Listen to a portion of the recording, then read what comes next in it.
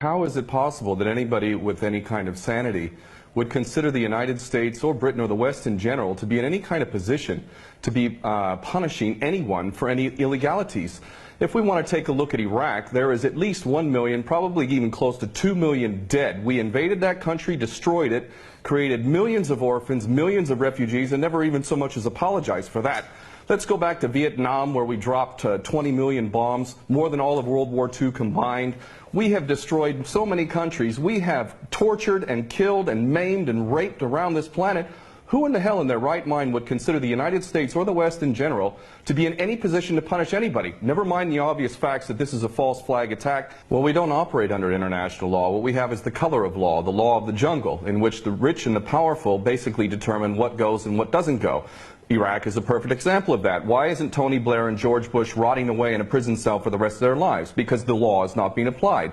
These are war criminals and they should be in prison for the rest of their lives, if not executed, if their own rules were adhered to for their own crimes.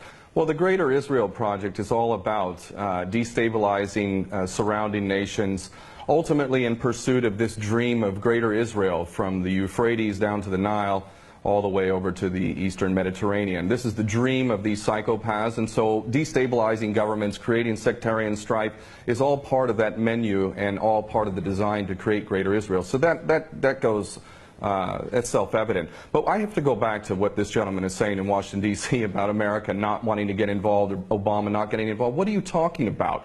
We have been arming people directly who are Al-Qaeda. Al-Nusra Front is Al-Qaeda. These people are psychopaths to the worst order. They're conducting suicide attacks. They're gassing people. We know, Carla Del Ponte said in May, that it was the so-called rebels in Syria that were using sarin gas, not the Bashar al-Assad regime. No, it was not. We know that the United States president is arming people who are on the U.S. terrorist list. He should be convicted of aiding and abetting, giving material support to a terrorist organization. But then again, you know what? We, the West, the United States in particular, Israel and Britain, are the biggest terrorists on the planet. So our little junior partners in Al-Qaeda, which is nothing more than a CIA database, thus the name Al-Qaeda, this is nothing more than a group of terrorists working together, each playing one different role, but all of them working together for the same goal, which is to maintain this hideous and sick and twisted, unjust world that we have, which is a perpetual state of war.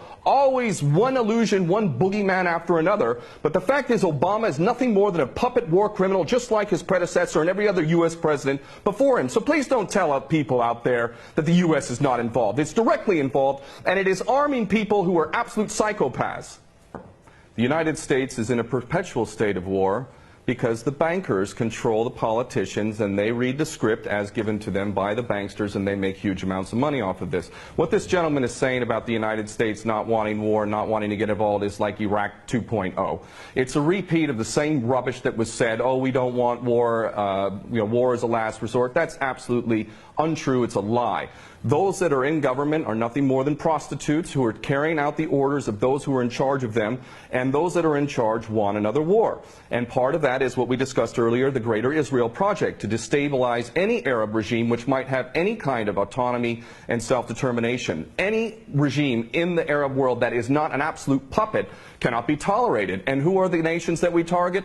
Those that are not puppets. We don't target those like the Saudi regime, which is the biggest human rights violator in that region. It's cutting off people's heads in public, cutting off hands. It is the most grotesque regime on the planet, and yet we give that regime weapons and it's no problem whatsoever. The duplicity and hypocrisy of the United States and the West can't even be measured. It is so enormous. And these mouthpieces, such as this gentleman in Washington, is only doing a disservice to himself and his country. And the fact is that American sons and daughters will get involved in this yet again, and these chicken hawks who are pretending to care about the Syrian people are going to be sacrificing not their own sons and daughters. I would like this man to send his sons and daughters and his grandchildren off to Syria when this turns into a greater conflict, because this is what we're flirting with, is a world war, a third world war. This is not a joke. We are flirting with a third world war on the basis that apparently we care so much about the Syrian people, just like we care so much about the Iraqi people and the Afghani people.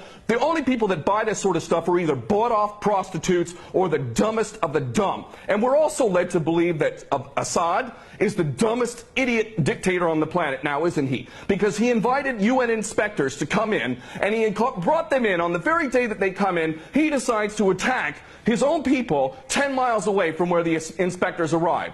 This is beyond ridiculous. And the only people that buy this, again, are bought-off prostitutes or the dumbest of the dumb.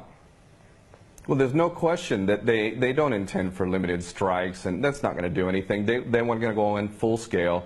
That's the plan. Of course, they'll use pretext to be able to justify the initial attack, and then they'll concoct more things to justify a greater involvement.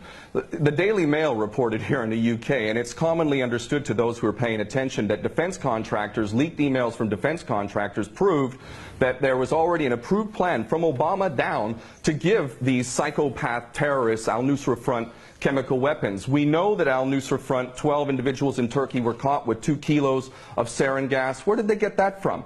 And this is, you know, clearly a false flag. We understand this to be true, and it's the only way that they could justify an attack at all. And I have to say, I'm happy that the gentleman in Washington mentioned Dempsey, General Dempsey of the Joint Chiefs, because I'll tell you what, more than anything else, it is the true American patriots, those who are sick and tired of having given up their life to basically serve the American dream, the American nation, the Constitution that they swore to uphold. It's those military men and women. It's you now. It's coming to you now. Are you a patriot or are you not? Are you going to let your nation descend even further into the chaos and corruption that has been so sick and so twisted that it's destroying American lives as well as the rest of the world, to the tune of 22 American servicemen a day who are committing suicide? Are you going to sacrifice more of your American sons and daughters for Israeli wars, for Zionist wars? Are you going to continue to do that because you are not a patriot? You are in fact aiding and abetting the terrorists you supposedly think you're fighting against.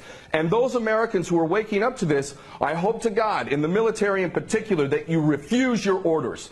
And this is why the people of America who are refusing to buy this nonsense, the overwhelming majority do not support any kind of attack on Syria. And in those in the military, I know that the powers that be are very, very frightened that high-ups within the military will refuse the orders. And I hope this is exactly what happens if an attack on Syria occurs.